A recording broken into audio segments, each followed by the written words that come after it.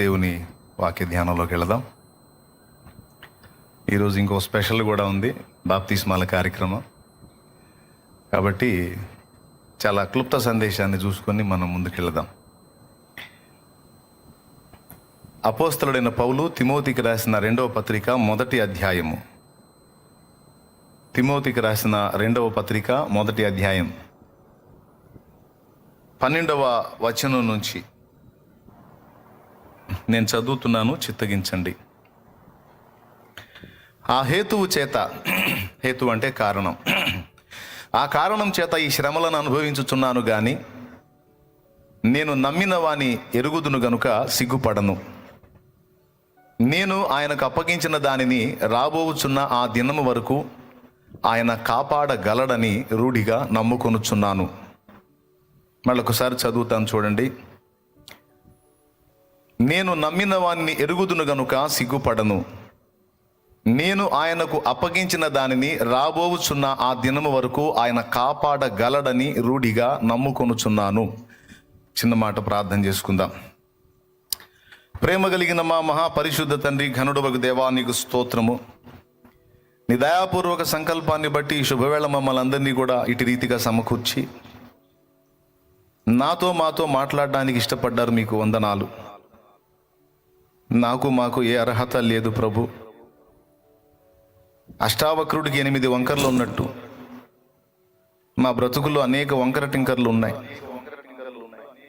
నరపుత్రుడా, నీవు చక్కగా నిలవబడు, నేను నీతో మాట్లాడాలని నాడు యెహెజ్కేలుతో చెప్తే యెహెజ్కేలు చేత కాలేదు నిలబట్టం. ఆత్మ యెహెజ్కేలులోనికి వచ్చి యెహెజ్కేలు నిలబెట్టాడు, లేకపోతే యెహెజ్కేలుకు వల్ల కాలేదు. అలాగే అష్టవంకర్లు ఉన్న మా బ్రతుకులు కూడా చక్కగా నిలిచి నీ వాక్కుకు విధేయత చూపాలంటే నీ ఆత్మను మా మీదికి పంపి, మా లోనికి పంపి నీవు నిలబెట్టితే తప్ప మా మట్టుకు మాకు చేత కాదు తండ్రి. నీకు వందనాలు. దయచేసి మా యందు కనికరం ఉంచి మాతో మాట్లాడండి. నీ వాక్కును పంపించండి. నీ వాక్కు మమ్మల్ని నిలబెడుతుంది, బలపరుస్తుంది, స్థిరపరుస్తుంది, బాగు చేస్తుంది, స్వస్థపరుస్తుంది. ఆయన తన వాక్యమును పంపి వారిని బాగు చేసినని రాయబడి ఉంది. నీ వాక్యమును పంపండి తండ్రి. అయోగ్య దాసుని కృపతో జ్ఞాపకం చేసుకుని మరుగు చేసి నీవు మాట్లాడు. ఉపదేశాన్ని అడ్డగింప చూసే సైతాను, దురాత్మ, దయ్యపు శక్తుల ప్రభావము నజరేయుడైన యేసు నామములో బంధిస్తున్నాం. పూర్తిగా మీరే అధ్యక్ష స్థానం అందుండి మాతో మాట్లాడమని, వాక్యపు నడిపింపును ప్రసాదించమని యేసు ప్రశస్త నామమును ప్రార్థించి స్తుతించి విశ్వాసమును బట్టి స్వతంత్రించుకుంటున్నాం తండ్రి. Amen, amen.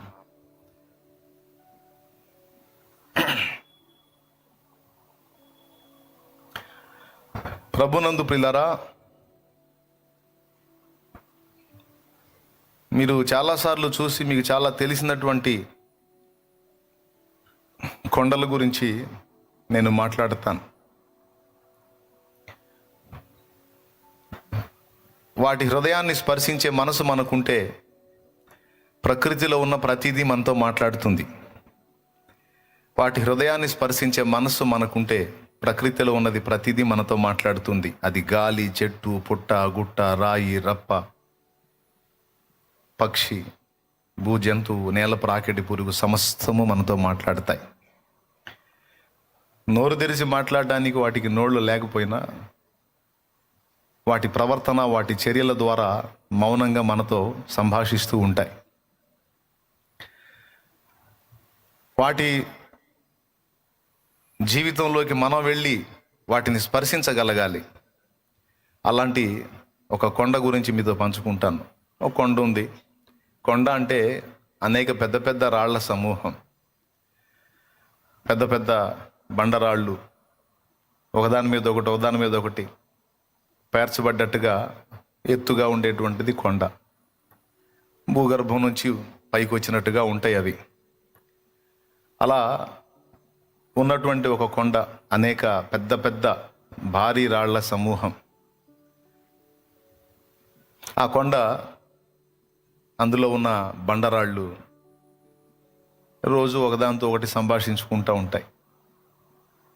కొండరాళ్ళు ఎట్ట మాట్లాడతాయి అని ఎవరికైనా డౌట్ వస్తే మీరు వాళ్ళ నోళ్ళు మూపిస్తే రాళ్ళు కేకలేస్తాయి అన్నాడు యేసయ్య. మీకు తెలుసా సంగతి? శిలలు కేకలేస్తాయి అన్నాడు. యెహోవా పేరిట వచ్చువాడు, ప్రభువు పేరిట వచ్చువాడు స్తుతింపబడును గాక అని ఆయన యెరూషలేముకి వెళ్తున్నప్పుడు అక్కడ ఉన్న వాళ్ళు ప్రజలు ఆయన్ని ప్రస్తుతిస్తుంటే శాస్త్రులు పరిసయ్యులు ఈర్ష్యపడి, బోధకుడా స్తుతిపాత్రుడు దేవుడు ఒక్కడే, వారు నిన్ను స్తుతిస్తున్నారు, వాళ్ళ నోళ్ళు మూపించంటే, వాళ్ళ నోళ్ళు మూపించకండి, వాళ్ళ నోళ్ళు మూసారంటే రాళ్ళు కేకలేస్తాయి, శిలలు కేకలేస్తాయి అని యేసయ్య మాట్లాడతాడు. అంటే దేవుడికి రాళ్ళని మాట్లాడించడం కూడా తెలుసు. ఆయన భూమితో మాట్లాడతాడు.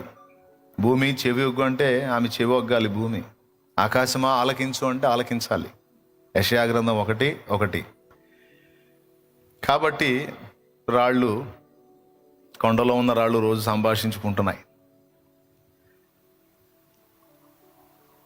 మనం ఎందుకు పుట్టామో, ఎందుకు పెరిగామో, ఎందుకు ఇలా ఉన్నామో,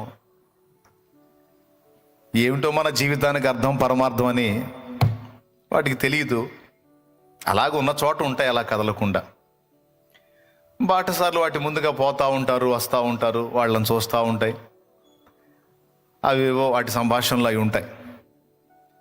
ఎప్పుడైనా ఎవరైనా సాయంత్రం వేళ ఆ బండరాళ్ళ మీదకి ఎక్కి ఆ ప్రకృతిని చూస్తూ ఉంటే మనుషులు మన మీదకి ఎక్కుతున్నారని సంతోషపడతాయి.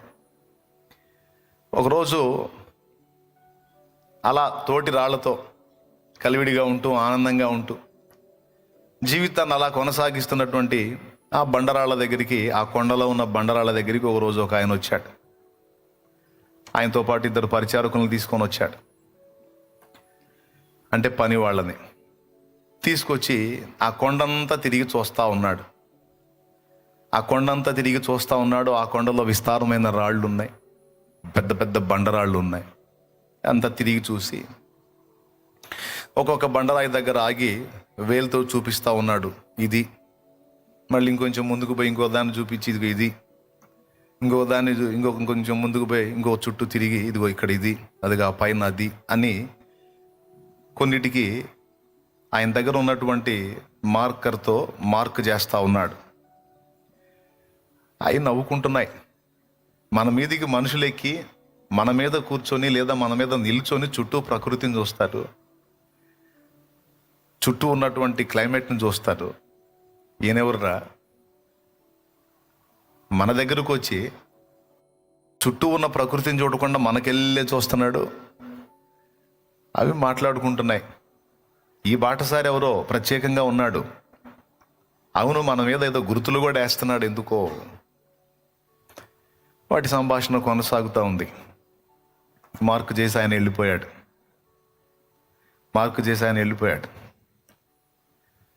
తర్వాత ఆ ఇద్దరు మరుసటి రోజు కొంతమంది సమూహాన్ని తీసుకొని, కొన్ని వస్తువులు తీసుకొని ఆ కొండరాళ్ళ దగ్గరికి వెళ్ళారు. ఆ బండరాళ్ళ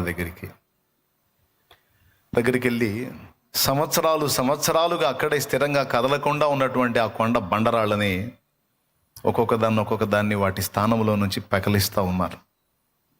అంటే ఉన్న స్థానం నుంచి వాటికి స్థానభ్రంశాన్ని కలిగిస్తూ ఉన్నారు, కదులుతూ ఉన్నాయి, తొలగించారు అక్కడి నుంచి. వాటికి బాధ కలిగింది. చాలామంది మా మీద కూర్చొని ఆనందిస్తారు, మా మీద ఉండి ప్రకృతిని చూసి వినోదిస్తారు. వీళ్ళెవర్రా బాబు, నిన్న ఆయన వచ్చి మార్కు చేసిపోయాడు, ఇప్పుడు వీళ్ళు వచ్చేమో మనల్ని ఇందులో నుంచి వేరు చేస్తూ ఉన్నారు, తొలగిస్తూ ఉన్నారు అని అవి బాధపడుతున్నాయి. ఎందుకంటే తరతరాలుగా అవి అక్కడే ఉన్నాయి. ఇప్పుడు వాటి స్థానాలు కదిలిపోతున్నాయి. ఏం జరుగుతుందో వాటికి అర్థం కావటం లేదు. నిన్న ఆయన వచ్చి మార్కు చేయటం ఏంటో, ఇప్పుడు వీళ్ళు వచ్చి ఇలా చేయటం ఏంటో వాటికి ఏం అర్థం కావట్లేదు. అప్పటిదాకా ఎవరితో అయితే అనుబంధం కలిగి, ఆప్యాయత కలిగి రోజు సంభాషించుకుంటూ సహవాసం చేసుకుంటూ ఏ ప్రదేశంలో ఉన్నారో ఆ ప్రదేశం నుంచి ఇప్పుడు ఖాళీ చేయాల్సి వచ్చింది. ఇక నెక్స్ట్ ఎక్కడికి కొనిపోబడతారో కూడా తెలియదు ఆ కొండ బండరాళ్ళకి.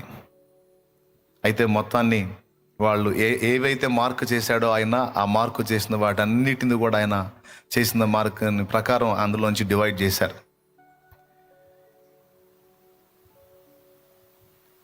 ఆ తర్వాత వాటిని బళ్ళ మీద ఎత్తుకొని ఓ ప్రదేశానికి పక్కకు చేర్చారు, ఒక ప్రదేశానికి చేర్చారు. అందులో నుంచి మమ్మల్ని ఎందుకు వేరు చేశారో, ఈ బళ్ళ మీద ఎక్కించుకొని మమ్మల్ని ఎందుకు ఇలా తీసుకెళ్తున్నారో వాటికి ఏం తెలియదు. కానీ చాలా బాధపడ్డాయి 2 కారణాల చేత. ఒకటి, వేరుపరిచినందుకు, వాటి స్థానం నుంచి తొలగించినందుకు. అంటే వాటి ఫ్రెండ్స్ దగ్గర నుంచి వాటిని డివైడ్ చేసినందుకు, రెండోది అక్కడి నుంచి చీల్చబడ్డందుకు, ఆ కొండ నుంచి బండరాళ్ళు చీల్చబడ్డాయి, వేరు చేయబడ్డాయి. అలా వేరుగావించబడినటువంటి రాళ్ళు అవి తీసుకొని వెళ్తున్నప్పుడు చాలా విలపించి ఉన్నాయి, బాధపడి ఉన్నాయి. తీసుకెళ్లారు. మిగిలిన వాటిని ఏం కదిలించలా, అవి అంతే ఉన్నాయి, హ్యాపీగా ఉన్నాయి, ప్రశాంతంగా ఉన్నాయి. ఇవి మాత్రం బాధపడుతున్నాయి. ఈ కొండ నుంచి కొంచెం దూరం తీసుకెళ్ళి ఒక చదరమైనటువంటి ప్రదేశంలోకి రాళ్ళన్నీ చేర్చారు. చేర్చి ఆయన పిలుచుకొచ్చారు. మళ్ళా ఏది ముందొచ్చి మార్క్ చేసిపోయాడే, ఆయన వస్తుంటేనే అనుకున్నాయి, అమ్మో మళ్ళీ వస్తున్నాడు ఈయన, ఇంకేం చేస్తాడు ఏం పాడో అంటే. ఆయన వచ్చి ఇక ఒక్కొక్క బండ మీద ఏవో షేపులు రాస్తా ఉన్నాడు, గీస్తా ఉన్నాడు. ఒక్కొక్క దాని మీద ఏవో గీస్తా ఉన్నాడు. ఒక రోజంతా పట్టింది ఆ గీతలు గీయటానికి. ఏవో చిత్రాలు గీస్తా ఉన్నాడు, అవన్నీ గీయటానికి ఒక రోజంతా పట్టింది. మిగిలినవి అక్కడే ఉన్నాయి, ఇవి మాత్రం అక్కడి నుంచి తొలగించబడ్డాయి. వీటి మీద ఏవో పనులు జరుగుతున్నాయి. సరేలే, మెత్తటి బ్రష్తో ఏదో గీశాడు, మనకేం ప్రాబ్లం లేదులే అనుకున్నాయి. ఇక మరుసటి రోజు నుంచి స్టార్ట్ అయింది. ఇక సుత్తెలు, ఉలులు, మొలాట్లు అవన్నీ పెద్ద పెద్ద సామాన్లు తీసుకొని వచ్చి ఒక గుంపు సమూహం అయితే వచ్చారు. వచ్చి ఇక అన్నాలు కూడా తెచ్చుకొని ఆడబెట్టుకొని ఇక పొద్దున్న నుంచి మధ్యాహ్నం దాకా వాటిని కొడతానే ఉన్నారు. ఇక మధ్యాహ్నం నుంచి సాయంత్రం దాకా మధ్యలో లంచ్ బ్రేక్ తీసుకొని తిని మళ్ళా లైన్లోకి వచ్చి మళ్ళా కొడతానే ఉన్నారు. వాటి ఫ్రెండ్స్ నుంచి వేరు చేయబడటం ఒక బాధ అయితే, వాటితో ఉన్న అనుబంధం నుంచి చీలిపోవటం రెండో బాధ అయితే, తీసుకొచ్చి ప్రత్యేకపరిచి రోజు కొడతా ఉన్నారు. ఒక రోజు కాదు, ఇక నెలలు కొడతానే ఉన్నారు. ఇక రోజు వాళ్ళకి అదే డ్యూటీ. ఏం డ్యూటీ అంటే సుత్యా ఉలి తీసుకొని రావటం, వాటిని గాయపరచటం. కొన్ని నెలలు అట్లా కొడతానే ఉన్నారు. ఏం జరుగుతుందో వాటికి అర్థం కావట్లా. రోజు తన్నులు తినాలంటే ఎవరికైనా బాధేగా. అప్పటిదాకా అసలు ఏమీ ఎరగని స్థితిలో ఉన్న అవి రోజు తన్నులు తింటాం మొదలుపెట్టినాయి. కొద్ది రోజులకి అలవాటు అయిపోయింది. స్టార్టింగ్లో కొంచెం కొత్తగా అనిపించింది, కొద్ది రోజులు బాధపడి మూలిగినాయి. తర్వాత చిన్నగా అలవాటు అయిపోయింది. వస్తున్నారా, క్యారేజీలు తీసుకొని వస్తున్నారా, ఇంకేముంది మొదలు పెట్టండి, ఇంకేముంది కానివ్వండి, ఇక కొట్టండి, ఇదే కదా మీ పని అనిండి అని అప్పచెప్పుకున్నాయి. పారిపోలేవు, ఎందుకంటే వాటి కాళ్ళు లేవు. మొత్తుకోలేవు, కొట్టకండ్రా బాబు అనలేవు, ఎందుకంటే వాటికి నోళ్ళు లేవు. కన్నీళ్లు గార్చలేవు, ఎందుకంటే వాటికి కళ్ళు లేవు. ఇక సైలెంట్గా అప్పచెప్పుకున్నాయి. ఇక వస్తూ ఉన్నారు, కొడతా ఉన్నారు, నునుపు చేస్తూ ఉన్నారు. ఆ మిషన్లతో ఏదేదో చేస్తూ ఉన్నారు. స్టార్టింగ్లో కొంచెం ఇబ్బంది పడ్డా తర్వాత అలవాటు పడి అప్పచెప్పుకున్నాయి. మరి ఏం చేస్తే ఎటుపోతాయి? అడ్డగించడానికి చేతులు లేవు, పారిపోవటానికి కాళ్ళు లేవు, కన్నీళ్లు గార్చడానికి కళ్ళు లేవు, మొత్తుకోవటానికి నోరు లేదు. అప్పచెప్పుకున్నాయి. మొత్తం మీద వాటిల్లో కొన్నిటినేమో 4 ముఖాలు అందంగా ఉండేటట్టు చెక్కారు. 4 ముఖాలు అందంగా ఉండేటట్టు, 1, 2, 3, 4, 5, 6 ముఖాలు.